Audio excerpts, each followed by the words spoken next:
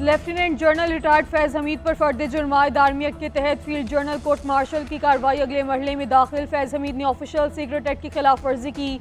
रियासत के तहफ़्फ़ुज़ और मफाद को नुकसान पहुँचाना भी चार्जेस में शामिल। इख्तियारात और सरकारी वसाइल के गलत इस्तेमाल का भी इल्ज़ाम। अफराद को नाजायज़ नुकसान पहुँचाना भी चार्जशीट का हिस्सा। इंतशार और बदअमनी से मुतालिक पुरतशद्दुद वाक़यात में अलहदा तफ्तीश। 9 मई से जुड़े पुरतशद्दुद वाक़यात से मुतालिक भी पूछगछ। ISPR के मुताबिक फैज़ हमीद ने पुरतशद्दुद वाक़यात में मज़मूम सियासी नासिर से मिली भगत की। कोर्ट मार्शल के दौरान उन्हें तमाम कानूनी हकूक़ फराहम किए जा रहे हैं। फैज़ हमीद के खिलाफ 12 अगस्त 2024 को आर्मी एक्ट के तहत फील्ड जनरल कोर्ट मार्शल की कार्रवाई शुरू की गई थी।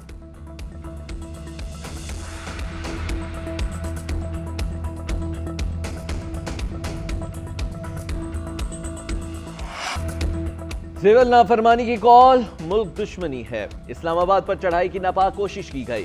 पाकिस्तान के खिलाफ साजिश करने वालों को नहीं छोड़ेंगे। वज़ीर आज़म शहबाज शरीफ का दो टोक पैगाम। कहा, इस्लामाबाद में तोड़ फोड़ के हवाले से मीटिंग में वाज़ेह हिदायत दी। मुल्क के खिलाफ जो साजिश की गई उसमें मुलविस अफराद तक पहुंचे। अगर कोई बेगुनाह है तो उसे किसी सूरत हार तक न लगाए। वफाकी काबीना इजलास के खिताब में कहा, सियासी इस्तेहकाम, मौशी तरक्की और सरमायाकारी के लिए ज़रूरी है। हुकूमती काविशों से महंगाई कम हुई। तरसीलाती ज़र रिकॉर्ड सतह पर है। शाम के मामले पर पाकिस्तान गैर जानिबदार है। वहाँ फंसे पाकिस्तानियों की वापसी के लिए मैकेनिज्म तैयार कर लिया। नायब वज़ीर आज़म इसहाक़ डार वज़ारत ख़ारजा और शाम में पाकिस्तान से राबते में हैं। लेबनान से रास्ता मिलने पर बैरूत से चार्टर्ड फ्लाइट के जरिए इनखला मुमकिन है।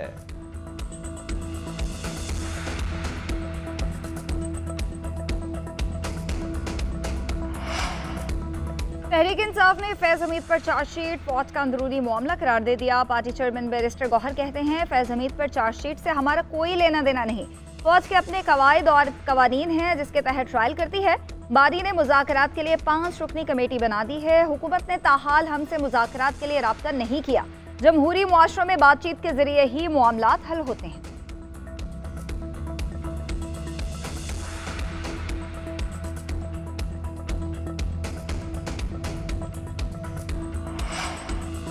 फैज़ हमीद के खिलाफ कार्रवाई सबके लिए सबक है। बानी PTI के खिलाफ भी मिलिट्री कोर्ट में कार्रवाई हो सकती है। शिकंजा बानी, बुशरा बीबी और हवारियों तक जाएगा।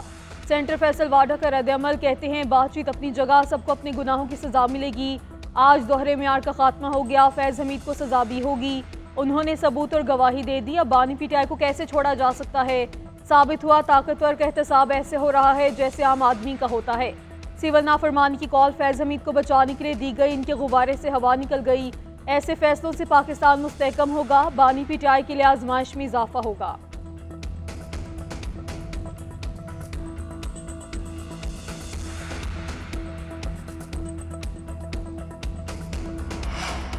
चार्जशीट फैज़ हमीद और PTI गठजोड़ के खिलाफ है। चार्जशीट साबित करती है कि 9 मई हो या 26 नवंबर, ये एहतजाज नहीं बगावत थी। हुकूमती सेनेटर तलाल चौधरी की गुफ्तगू। कहते हैं, सिविल नाफरमानी की कॉल भी इसी मकसद के लिए थी। बुशरा बीबी का कंट्रोल भी फैज़ हमीद के पास था। उन्होंने दोबारा ट्रायल को सबूताज करने के लिए सिविल नाफरमानी की कॉल दी। बानी PTI की रिहाई या मुस्तकबिल करीब में उनकी मौजूदगी नजर नहीं आ रही। MQM रहनुमा मुस्तफ़ा कमाल बोले, फैज़ हमीद ने ओहदे का गलत इस्तेमाल किया। पाकिस्तान में पावर रखने वालों के लिए ये इबरत है।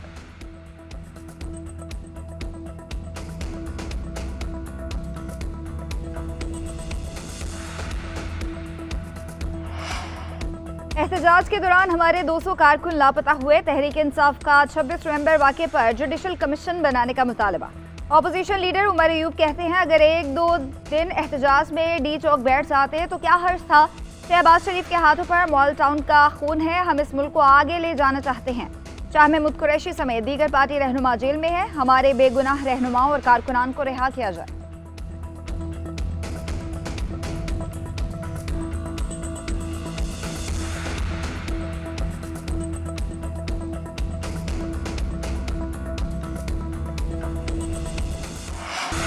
PTI सिविल नाफरमानी की कॉल जरूर दे। उन्होंने 10 साल पहले भी सिविल नाफरमानी की कॉल दी थी। जिस तरह इनके 3 हमले नाकाम हुए, इसी तरह सिविल नाफरमानी की कॉल भी नाकाम होगी। वज़ीर दिफा ख्वाजा आसिफ की कौमी असम्बली में घनघरज खिताब में कहा, अब PTI ने सुबायत का नया कार्ड खेलना शुरू कर दिया। इस्लामाबाद एहतजाज के दौरान ये सारे लोग दुम दबाकर भाग गए। अल-अमीन गंडापुर तीसरी बार भगोड़े साबित हुए। बुशरा बीबी ने भी कहा, ये सब मुझे अकेला छोड़ के चले गए। कारकुनान ने वज़ीर-ए-आला केपी की गाड़ी पे हमला किया। उनके गार्ड्स ने कारकुनान पर सीधी फायरिंग की। एहतजाज के दौरान केपी पुलिस के एहलकार सादा कपड़ों में लाए गए। ख्वाजा आसिफ ने मजीद कहा, पीटीआई के अंदर इख्तलाफात हैं, अभी तक ये हलाकतों की तादाद अवाम को नहीं बता सके। इनके बयानात आपस में नहीं मिलते। 12 हलाकतों के भी जनाजे या वर्सा सामने नहीं आए। पीटीआई की 4 साल हुक्मरानी के नताइज आज भी पाकिस्तान भुगत रहा है।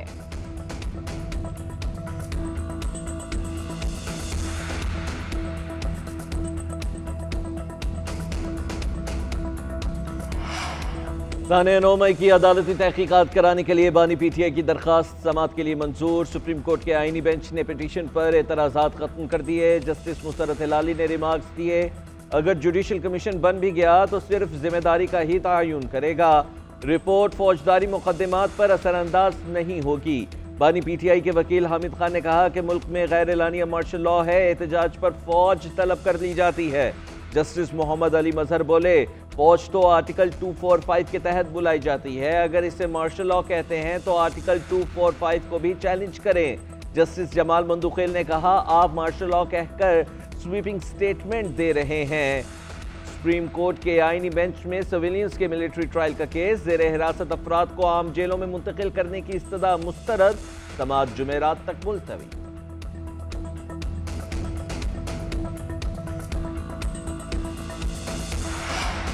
हुकूमत को बातचीत की पेशकश की है, कमेटी भी बना दी, लेकिन अभी तक कोई जवाब नहीं आया। बात करें या ना करें, ये हुकूमत की मर्जी है। असद कैसर की मीडिया से गुफ्तगू, तहरीक इंसाफ का JUI के साथ मिलकर सियासी जदोजहद करने का ऐलान। साबिक स्पीकर कौमी असम्बली ने कहा कि मौलाना फजल रहमान के साथ राब्ते में है, हुकूमत के खिलाफ मुश्तरका तहरीक चलाएंगे।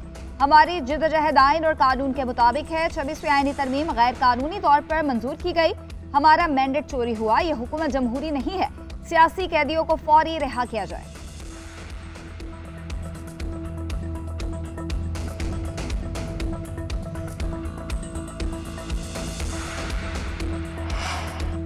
पीटीआई मुल्क में इंतशार और इनारकी चाहती है। ये फौज को कमजोर करके बैरूनी कुव्वतों को फायदा पहुंचाना चाहते हैं। फौज मजबूत होगी तो मुल्क मजबूत होगा। विफाकी वज़ीर इत्तला तताउला तारर की प्रेस कॉन्फ्रेंस, कहा, खैर पख्तूनख्वा हुकूमत के वुज़रा ने सिविल नाफरमान की कॉल का बायकॉट कर दिया। पीटीआई मुश्किलात और तकसीम का शिकार है। उन्होंने सियासत में नफरत के बीज बोए। मेरा सवाल वही है कि डी चौक से दौड़ क्यों लगाई? पहले ही कहा था आपने ग्राउंड पर मुकाबला करने की सकत नहीं। तहरीक इंसाफ सहाफ़ियों को ऑनलाइन हरासा करने की मुहिम चला रही है। ये टारगेटेड कैंपेन है। सोशल मीडिया पर सहाफ़ियों पर हमले करने वाले किसी एक को भी नहीं छोड़ा जाएगा। एक सवाल के जवाब में बोले, मदारिस रजिस्ट्रेशन कैसा हल चाहते हैं जो सबके लिए काबिल कबूल हो?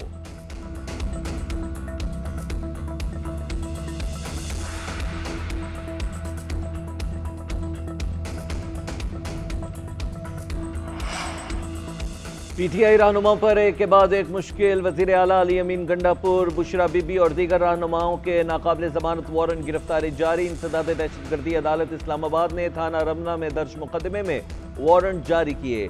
उधर पेशावर हाई कोर्ट से पीटीआई रहनुमाओं को रिलीफ मिल गया। असद कैसर, स्पीकर सूबाई असम्बली बाबर सलीम सवाती, सनम जावेद और दीगर रहनुमाओं की हिफाजती जमानत मंसूर। मुल्जिमान को किसी भी मुकदमे में गिरफ्तार न करने का हुक्म, मुतल्लिका अदालतों में पेश होने की हिदायत।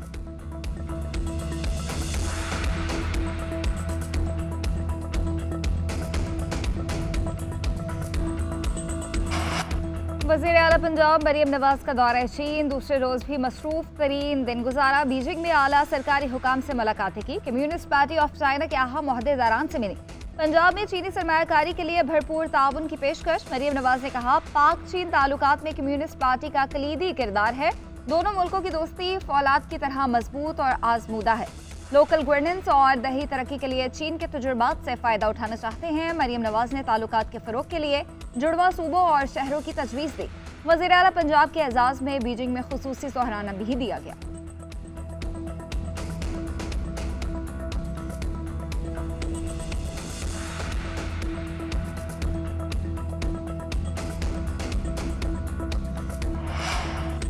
मौलाना फजल रहमान से जो कमिटमेंट हुई है वो पूरी करना होगी। मदारिस के हवाले से तरमीम में कोई दुरुस्तगी लानी है तो वो भी मिलकर लाएंगे। वज़ीर आला सिंध मुराद अली शाह की मीडिया से गुफ्तगू, बोले, पीटीआई ने कमेटी बनाई है, वो बताएं कि किससे बात करनी है। पीटीआई असम्बली में आए और अपना किरदार अदा करे। हम विफाक में हिस्सेदार नहीं हैं। फैसल वाडा का ताल्लुक पीपल्स पार्टी से नहीं है। बिलावल भुट्टो जरदारी पंजाब के अवाम की ताकत से वज़ीर आज़म बनेंगे।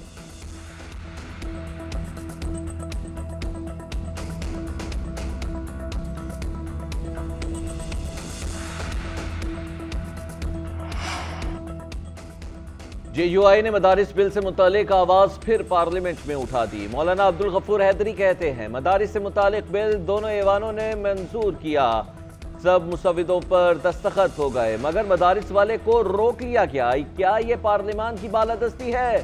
खैबर पख्तूनख्वा में हुकूमती रिट नहीं। वज़ीर आला खैबर पख्तूनख्वा अपनी तवज्जो सूबे पर मरकूज करें, वहां भी सोच बढ़ रही है हम पाकिस्तान के साथ चलें या नहीं, मुल्क में खुदा नखास्ता बांग्लादेश वाली सूरत हाल ना बन जाए। मोहम्मद अल बशीर शाम के निगरान वज़ीर आज़म मुकर्रर। मोहम्मद अल बशीर की अबूरी हुकूमत के सरबराह के तौर पर अपनी तकर्री की तस्दीक सरकारी TV पर खिताब में कहा। शामी अपोजिशन ने अगले साल मार्च तक हुकूमत के मामला चलाने के लिए तफवीज़ किया है। उधर शामी हिज़्ब इख्तिलाफ की क़यादत ने अपने सिपाहियों को मकबूजा शहरों से पीछे हटने का हुक्म दे दिया। उनकी जगह पुलिस और सिक्योरिटी फोर्सेस को तैनाती करने की हिदायत।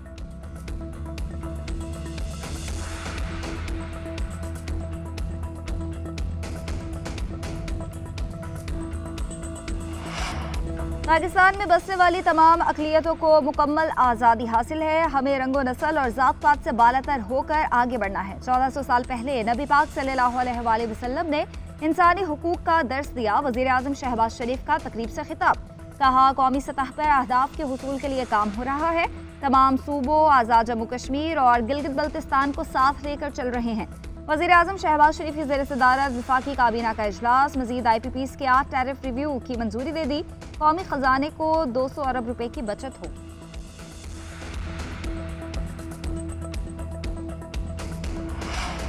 मुल्क में ज्यादती के केसेस का कोई डाटा ही मौजूद नहीं। कोई नहीं बता सकता मुल्क में रेप के कितने वाक़यात हुए हैं। सिनफी बुनियादों पर तशद्दुद का खात्मा हमारे माशरे की तरजीह नहीं रही है। सुप्रीम कोर्ट की जज जस्टिस आयशा मलिक का सिनफी बुनियाद पर तशद्दुद से मुतालिक सेमिनार से खिताब, कहा बदकिस्मती से जिनसिया घरेलू तशद्दुद की शिकार खातून को ही निशाना बनाया जाता है। खातून को बाइख्तियार बनाने का मतलब मगरबी कल्चर का फ़रोग हरगिज़ नहीं है।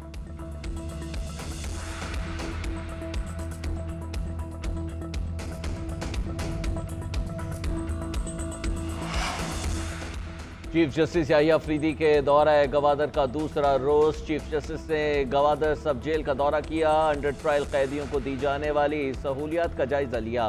कैदियों की फलाह बहबूद और बुनियादी ढांचे की बेहतरी पर जोर। सरकारी हुकाम की मकरान और जॉब डिवीजन में जेलों के क़याम की यकीन दहानी।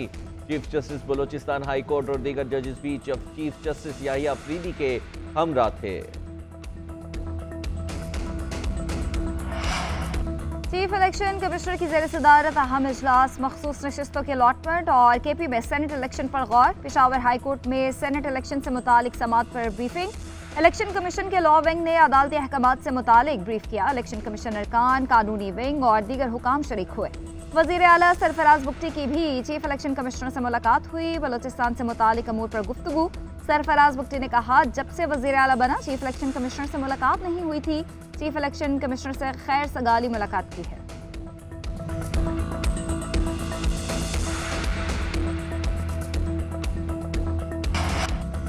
वफाकी वज़ीर दाखिला मोहसिन नकवी से अमरीका के कायम मुकाम सफ़ीर की मुलाकात। अमरीकी सफ़ीर का चैंपियंस ट्रॉफी के पाकिस्तान में नक़ाद के हवाले से नई ख्वाहिशात का इजहार। वज़ीर दाखिला ने कहा FIA को FBI की तर्ज पर जदीद तरीन इदारा बनाना चाहते हैं। इस ज़मान में अमरीका के ताउन का खैर मकदम करेंगे। नेशनल फोरेंसिक एजेंसी को जदीद तकाज़ों के मुताबिक फ़ाल करने में अमरीका मुआवनत फराहम करेगा। कानून नाफिज करने वाले इदारों की इस्तेदाद कार बढ़ाने में अमरीकी ताउन इंतहाई अहमियत का हामिल है।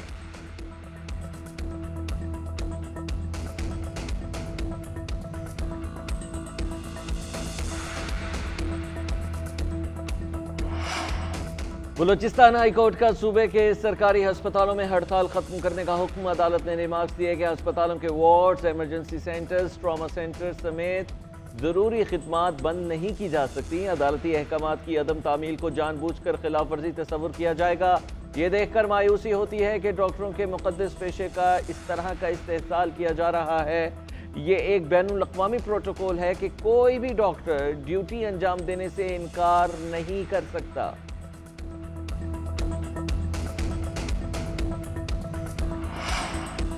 चैंपियंस ट्रॉफी से कबल शाहीनों का बड़ा इम्तिहान। पाकिस्तान और जनूबी अफ्रीका आज पहले T20 में आमने सामने आएंगे। पाकिस्तानी वक्त के मुताबिक मैच रात 9 बजे शुरू हो चुका।